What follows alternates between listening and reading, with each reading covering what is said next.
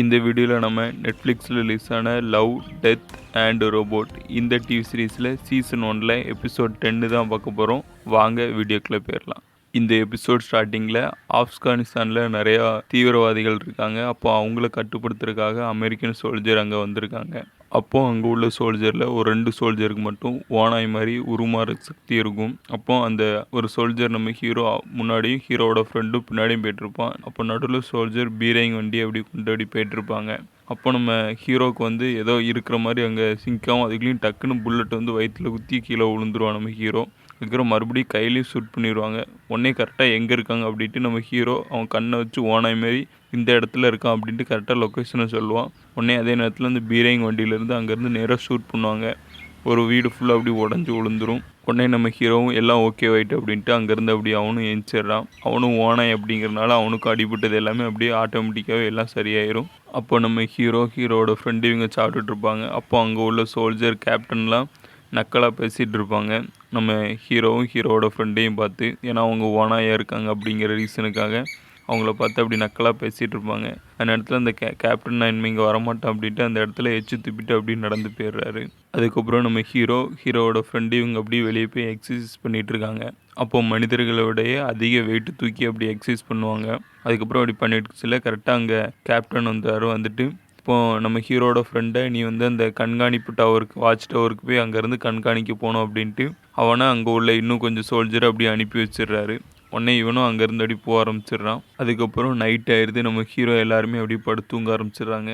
அப்போ டக்குன்னு நம்ம ஹீரோவுக்கு முழிப்பு தட்டிடுது. தூக்கம் வரல, வெளியே ஏதோ சவுண்டு கேட்குற மாதிரி இருக்குது. என்னாச்சு அப்படின்னு வெளியே போய் பார்க்கான். அப்போ அந்த மேலே உள்ள வாட்ச் டவரில் பார்த்தா அங்கே ஏதோ அப்படி இதாக இருக்குது. உடனே என்னாச்சுன்னு கேட்டால் அங்கே யாரோ தாக்குதல் நடத்தியிருக்காங்க அப்படின்னோடனே சரி அப்படின்ட்டு நான் போய் பார்க்க அப்படின்ட்டு நம்ம ஹீரோ அங்கேருந்து வேகமாக ஓடி போகிறான். அப்போ அது ஒரு மலை மேலே தான் இருக்குது. உடனே இந்த மலைக்கு போய் பார்க்கான். அப்போ அங்கே பார்த்தா அங்கே உள்ள எல்லாருமே ரொம்ப பயங்கரமாக தாக்கப்பட்டிருக்காங்க. ஆனால் புல்லட்டால் இல்லை, ஏதோ ஒரு ஓனாய் தான் அவங்கள எல்லாத்தையுமே அப்படி பயங்கரமாக கிழிச்சு கை நகத்தெல்லாம் வச்சு கிழிச்சு அப்படி கண்ணுக்கு தோண்டி அப்படி இருக்கு. உடனே அதெல்லாம் பார்த்து யார் வேலையா இருக்கும் அப்படின்னு பார்த்துட்டு இருக்கான். அதே நேரத்தில் நம்ம ஹீரோட ஃப்ரெண்டு எங்கே இருக்கான்னு பார்க்கான். அப்போ அவனை பார்த்தா அவனும் ஒன் சைடு மூஞ்சி ஃபுல்லாக கிழிஞ்சு அவனும் அந்த இடத்துல அப்படி இறந்து கிடக்கான். உடனே இதெல்லாம் இப்படியாட்டு ஏதாட்டும் வாயினே தான் பண்ணியிருப்பாங்க அப்படின்ட்டு நம்ம ஹீரோவும் பழி வாங்குறதுக்காக வெயிட் பண்ணிட்டு இருக்கான். அப்போ இதை எல்லாமே அங்கே உள்ள கேப்டன்கிட்ட போய் சொல்கிறான் நம்ம ஹீரோ. அதுக்கப்புறம் இந்த சிட்டியில் உள்ள யாரோ தான் இதை பண்ணியிருக்காங்க அப்படின்ட்டு அங்கே போய் பார்க்க போகிறாங்க. அப்போ அந்த சிட்டியில் ஃபுல்லாக அப்படி சுற்றி பார்த்துட்டு இருக்காங்க. அப்போ யாராக இருக்கும் அப்படின்னு. அப்போ அங்கே ஒரு வயசானவரும் அவரோட பேரனும் அப்படி அங்கே இருந்துட்டு இருக்காங்க.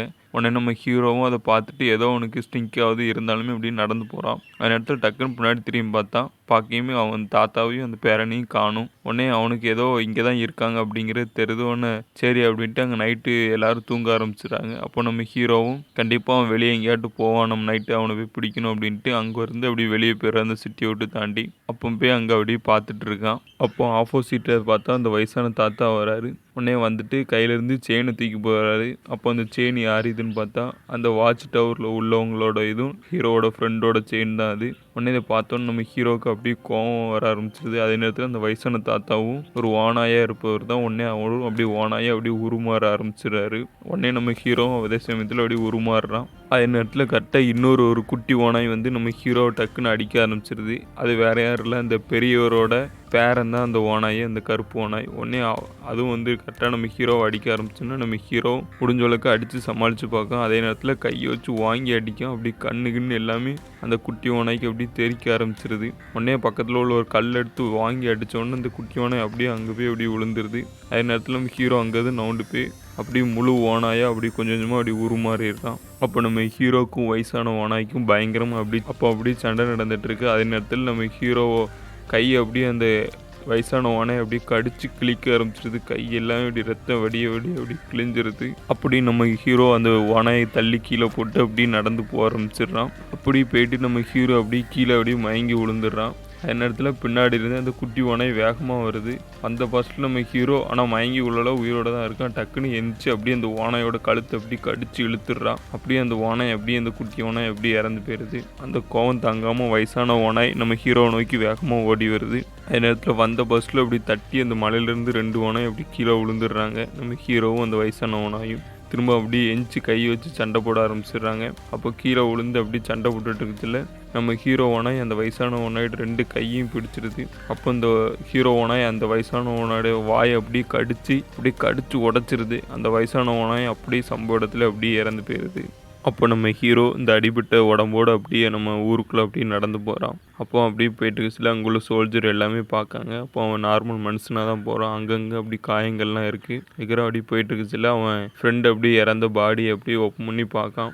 அப்போ அதே நேரத்தில் பக்கத்தில் உள்ள கேப்டன், இன்னும் நீ எதுக்கு இப்படி நாய் மாதிரி நடந்துட்டு இருக்க, இங்கே உள்ள சோல்ஜர் மாதிரி நடக்க வேண்டியதானே அப்படின்ட்டு அவர் அங்கேருந்து அப்படி சொல்லிட்டு இருக்காரு. நம்ம ஹீரோவுக்கு கோவமாயிட்டு, இருந்தாலுமே இந்த வேலையை எனக்கு வேண்டாம் அப்படிங்கிற மாதிரி அவனோட செயின் அப்படியே கலத்தி அங்கே அப்படி தூக்கி கொடுத்துட்டு அப்படியே நம்ம ஹீரோ அவன் ஃப்ரெண்டோட உடம்பு தூக்கிட்டு அங்கேருந்து நடந்து போக ஆரம்பிச்சிடுறான். அப்போ அங்கே போயிட்டு அவன் ஃப்ரெண்டோட உடம்பு அப்படியே அடக்கம் பண்ணிவிட்டு அந்த செயின் அப்படியே அந்த இது மேலே அப்படி போட்டு விட்டுறான். இதோட இந்த எபிசோடு முடியுது. நம்ம வீடியோஸ்லாம் பிடிச்சிருந்துச்சுன்னா மறக்காம சேனலை சப்ஸ்கிரைப் அண்ட் லைக் பண்ணிடுங்க.